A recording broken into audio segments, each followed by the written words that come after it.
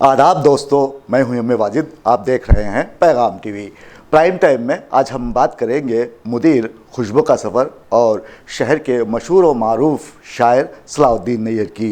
सलाउद्दीन नैयर ने हमारे नुमाइंदे मोहम्मद सुमेर से बातचीत करते हुए रिसाला खुशबू का सफ़र शुरू करने की वजह और हैदराबाद में मौजूद जराइम पेशा शोरा अदीबों पर गुफ्तगू की है और कहा है कि हैदराबाद की आबो हवा को मस्ख करने वाले शोरा यहाँ बहुत सारे पाए जाते हैं।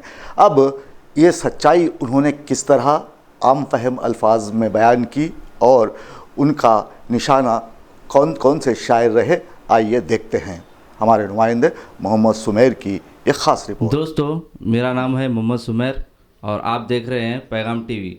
और मेरे साथ आज हैदराबाद की मशहूर व मारूफ शख्सियत बड़े शायर सलाउद्दीन नायर साहब मौजूद है।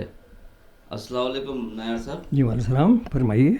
नायर साहब, खुशबू का सफ़र जारी और सारी है, इस रिसाले की खूबियों को बयान कीजिए। मैं ये अर्ज़ करना चाहूँगा, वजह साहब आप भी तवज्जो फरमाइए। खुशबू का सफ़र मुझे निकालने की क़तई ज़रूरत नहीं थी। ये पर्चा 29 बरस से निकल रहा है। खुशबू के सफ़र की इशाअत का मेरे लिए इसलिए जहन में आया कि उस वक्त हैदराबाद के अदबी महफ़िलें, हैदराबाद के शायर व अदीब इंतशार का शिकार हो गए थे और जहाँ कहाँ गलतियाँ हो रही थी बहुत सारी, मैं चाह रहा था कि उसकी इस्लाह हो जाए। पहला शुमारा निकाला मैं। निकालने के बाद जब महबूब हुसैन जिगर साहब के हवाले किया, नाराज़ हो गए उन्होंने कहा, नहीं यार कैसा निकाले आप, पर्चा तो निकाले, चला सकते हैं क्या? बहुत हवाल किया उन्होंने, आप 2-3 महीने नहीं चला सकते, पैसे कहाँ से लाते पूछे। मैं बोला आप दुआ कीजिए, मैं इंशाल्लाह निकालते रहूँगा। मैं कहा मैं निकालते रहूँगा। ठीक है, उसके बाद निकाला वो खुशबू का सफ़र चला। 29 बरस से निकाल रहा हूँ। आप यकीन कीजिए, हिंदुस्तान का यह पहला रिसाला है जिसकी तारीफ़ में बता रहा, मेरे पास तहरीर खुतूत छाप चुका हूँ। गोपीचंद नारंग बहुत बड़े आदमी थे, ज्ञानचंद जैन, मलिक ज़ादा मंजूर और शमसुर रहमान फारूक, ये 4 उर्दू के बहुत बड़े लोग हैं। उन्होंने खुशबू के सफ़र की तारीफ़ में उन्होंने उनके खुतूत लिखे हैं, मैंने शाया किया है।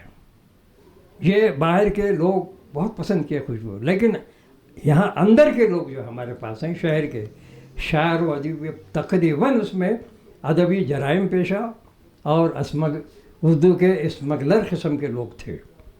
उनको बड़ा नागवार गुजरा कि खुशबू के सफ़र में शायरों, अदीबों, अंजुमनों के बारे में लिखा जा रहा है। आप हैरत करेंगे, हैदराबाद में एक सेंट्रल यूनिवर्सिटी में एक प्रोफेसर साहब थे, वो रिसर्च स्कॉलर आते थे उनके पास, बेटी बेटी बोल के सीने से लगाते थे उनको। मुझे बड़ी तकलीफ़ हुई और ये इसलिए मालूम हुआ कि मुझे जिस मकान में वो रहते थे, सुलेमान उनका नाम था, ये दरगाह यूसुफ शरीन सामने उनका मकान था, हिमायतुल्लाह के साथी थे। उन्होंने किराए से वो साहब को, वो प्रोफेसर साहब को उन्होंने दिया था। प्रोफेसर साहब ने देने के बाद उन्होंने बोला शाम में लड़कियाँ रिश्ते सबको घर पर बुलाता। उसूली तौर पर कॉलेज में टाइम रहता, बच्चों को घर बुलाने की कोई ज़रूरत ही नहीं है। घर पर बुलाते थे, बुला के बच्चों को बेटी बेटी बोल के सीने से लगाता था सीधा। उमूमन क्या है, बच्चों को कार्नर से लगाते हैं, आप मोहब्बत से लगाते हैं, प्यार वो नहीं, सीने से बैठ के। ये मुझे सुलेमान, ईमानदारी से कह रहा हूँ मैं, ये सुलेमान ने मुझसे कहा कि नैयर साहब ये अजीब आदमी है, मैं किराए से मकान ज़रूर दिया हूँ, ये हरकतें कर रहा है। खैर वो चंदे रहे, चले गए प्रोफेसर साहब। एक दफ़ा ऐसा हुआ कि रहमान जामी और मैं वो प्रोफेसर साहब से मुलाकात के लिए गए। वो चाहते थे कि उर्दू मजलिस में कोई अपना मज़मून सुनाए और इसकी सिफारिश प्रोफेसर ज्ञानचंद जैन ने किया था। प्रोफेसर ज्ञानचंद जैन जो हेड थे, वो आए थे सियासत मेरे पास। उन्होंने बोले नैयर साहब मुजावर हसन साहब को उर्दू मजलिस में रहे, मैं सेक्रेटरी था उसका, 18 साल पर चलाया बिला वक्फा। उन्होंने वहाँ मैंने देखा, रहमान जामी हम दोनों के बहुत करीबी दोस्त हैं, रहमान जामी हम दोनों। वहाँ जाने के बाद उन्होंने पलंग पर था या चारपाई लेटा हुआ था वो प्रोफेसर। तो खैर बातचीत हो गई। उसके बाद 5 मिनट के अंदर एक अंदर से चाय आई ایک ریسرچ اسکالر آج حیدرآباد میں میں نام لوں گا تو حیرت کریں گے آپ غور کیجئے، وہ تنہا رہتا ہے وہ بیوقوف آدمی، اور یہ جو ریسرچ اسکالر ہے پورے 5 منٹ میں چائے لے گئی۔ اب یہ سوال یہ پیدا ہوتا ہے کہ ریسرچ اسکالر کے چائے بنانے گھر میں کس طرح کا، اور انہوں نے اپنی بیوی بچوں کے ساتھ کبھی نہیں رہا حیدرآباد میں۔ تو یہ ہوا۔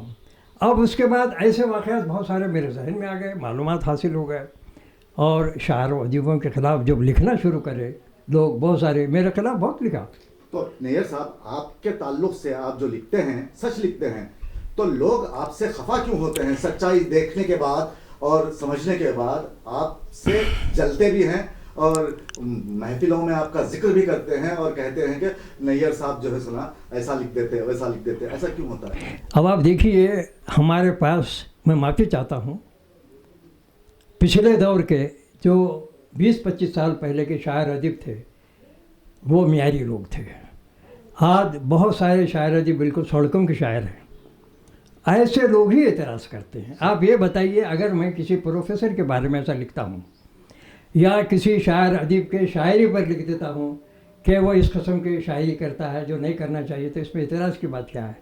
میں ایک رسالے کا، ادبی رسالے کا مدیر ہوں، یہ میری ذمہ داری ہے کہ میں صحیح غلط کی نشاندہی کروں، وہ میں کرتے رہتا ہوں۔ اب یہ میں لکھنا شروع کر دیا تو میرے خلاف حیرت کریں گے آپ، میرے خلاف جناب مراسلے بھیجائے، گھروں کو پمپلیٹ بھیجا دیے، میں پرواہ نہیں کرا، ہر جگہ کرا۔ دشمن بن گئے سچ بولنے والے کے؟ سچ بولنے والا نہیں، میں پرواہ نہیں کیا، میں برابر خوشبو کا سفر کر، یہاں تک کہ جب میں لکھنے لگا اعجاز پیرس میں خوشبو کا سفر چھپاتا تھا، وہاں ان کے پاس مختلف قسم کے ٹیلی فون آئے، انہوں نے بولا اگر خوشبو کا سفر چھاپیں گے تو پریس جلا دیں گے ہم، اور مختلف قسم کے یہاں کوئی ان کو رمت دی سوال۔ تو ایک دن ایسا ہوا کہ میں مسودہ ٹائپ جو دیا تھا پرنٹ کے لیے، وہاں کا جو کام کرنے والا آدمی تھا مینیجر لے کے، میرے پاس جناب گھر پر آیا، گھر پر نہیں، پہلے وہاں آیا، گھر پر بھی نہیں آیا، حیبت میں وہ آ کے یہ چائے لمسا کی جو دکان ہے مارکیٹ کے سامنے وہاں کر کے فون کرے، نیئر صاحب میں آیا ہوں۔ لانے کے بعد کیا کرا، وہ جتنے میں پرنٹ کے لیے دیا تھا پورے میرے حوالے کیا، نہیں ویسا ایسی دھمکی آ رہی ہے، وہ پریس جلات میں بول رہے ہیں، اور ہمارے پریس کے جو مالک ہے، میں نام نہیں لیتا ہوں، بچہ ہے وہ، بولے وہ بول رہے ہیں کہ نہیں چھاپ سکتا۔ ارے بولے ایسا کیسا؟ تو خیر جناب وہ ہوگا۔ اور ایک دفعہ ایسا ہوا کہ پریس کا مالک خود ایک پریس شمار کچھ بھی نہیں تھا اس میں، یہی تھا، یہ غلط ہے صحیح ہے، لا کے ان کا چھوٹا بھائی ہے گھر پہ لا کے پورا کٹا مجھے حوالے کر دیا، ہم نہیں چھاپ سکتے، اس میں ایسا ہے۔ اس کے بعد میں پریس بدل دیا، یہاں میں لکڑی کے پل پہ ایک پریس بہت اچھا آدمی ہے، وہاں 15-20 سال سے چھپا رہا ہوں، وہاں چھپا رہا ہوں۔ میں کہنا یہ چاہتا ہوں کہ لوگوں میں اتنی اخلاقی ضرورت نہیں ہے۔ اگر میں خوشبو کے سفر میں کچھ غلط لکھ رہا ہوں تو میں ذمہ دار ہوں، آپ مجھ سے پوچھیے نا، آپ چھاپنے کے غلط تو نہیں چھاپ رہے، میں کسی کو گالی نہیں دے رہا اس میں، نہ کسی کو جناب الزام لگا رہا، اور میں جو غلط ہے نشاندہی وہ بھی برداشت نہیں کرتے۔ اسی وجہ سے یہ حیدرآباد میں بتایا نا، اس دور میں خوشبو کے سفر کے نکلنے کے بعد بہت سارے جو ادبی مجرمین تھے وہ پریشان تھے، آج بھی تھے، میں نام لے کے بول سکتا ہوں۔ ہمارے ساتھیوں میں ایک مستر مجاز تھے، منصف میں جو ادبی صفحہ کرتے تھے، ان کا کام یہی تھا، چند اطراف کے لوگوں کو لائے، جناب مراسلے لکھا دے۔ ایک رؤوف رحیم تھا، وہ منصف میں کام کرتا تھا محمود انصاری کے زمانے میں، وہ اس کا کام ہی یہ تھا کہ سیاست کے شاعروں کے خلاف مراسلے لکھتا تھا، اور مستر مجاز صاحب الحمدللہ یہی کام کرتے رہے، لکھاتے رہے، بلاتے رہے، لیکن میں اس کی پرواہ نہیں کیا، ان کے میرے مراسم رہے، آخر میں ان کو سرنڈر ہو گئے۔ انسان کا دیکھیے 2 پہلو ہوتے ہیں، مثبت اور منفی۔ منفی کارکردگی ان کی رہی 23 برس تک منصف میں، اس کے بعد مرنے سے 2 سال پہلے شاید ان کا اندازہ ہوا کہ بھوت ہو گیا، اور وہ کیا کیا، یہ کلچر افیئرس کا ایک مشاعرہ تھا، میں نیپال سنگھ برما بیٹھے ہوئے تھے، بازو آ کے سلام کر کے بات کیا ان کے ساتھ، کوئی نہیں، چلو بات ختم ہو گئی، ملے آپ شرمندہ ہیں، ختم ہو گئی، ضمیر کی آواز پہ آ گئے، وہ آ گئے۔ میں کہنا چاہوں گا، اور وہ شاعر ہے، آپ غور کیجئے، نعت پر اعتراض کیا، ایک منور حسن ایک نوجوان شاعر ہے، ان کو جا کے بولا کہ صاحب ایک مشاعرہ ہے، آپ صدارت کیجئے، اور یہ نعتیہ، تو اس کا بیان ہے، خط ہے میرے پاس بچے کا، اب نہیں بھائی، وہ مشاعرہ کرنے سے اور نعتیہ کرنے سے بخشش نہیں ہوتی، आप जाइए गालिब का इकबाल का कलाम पढ़िए, बोला, बढ़ा दिया उसको। अच्छा। तो ऐसा जहन जो बन गया है, इसकी वजह से हमारे पास की पूरी नस्ल ख़राब हो गई निचली।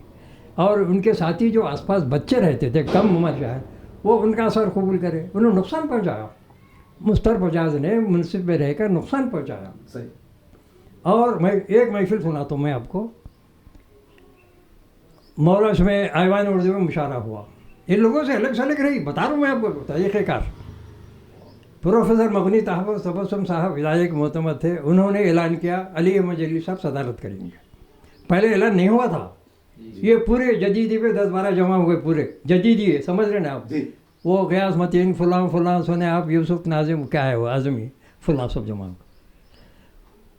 अली अहमद जलीली के सदारत का ऐलान किया, खुश हो गए।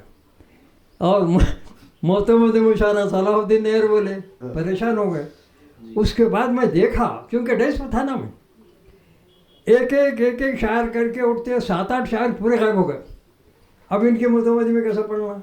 कितनी शर्मनाक बात है, क्या तकलीफ थी आपको, मैं बता रहा हूँ आपको।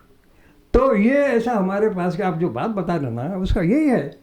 उसके बाद जो ये इंतशारी दौर हुआ, शायरों में रिसाले में लिखता था, रिसाले से हमारे शायर अदीब जो बिल्कुल जराइम पेशा किस्म के हैं, अदबी मुजरिमीन हैं, उनको तकलीफ पहुंची। लेकिन मैं बड़े नाम अभी गिना रहा, गोपी चंद नारंग, शमसुल, ये बड़े लोग जो हैं बाहर के, उन्होंने तारीफ़ करते, हैदराबाद के लोग भी, लेकिन खुल के नहीं बोलते। और खुशबू का सफ़र आते ही जनाब फौरी पढ़ लेते, जाके देख भी रखते नहीं, और पढ़ते ही इस्तेफादा करते, मुँह नहीं खोलते, ऐसा है।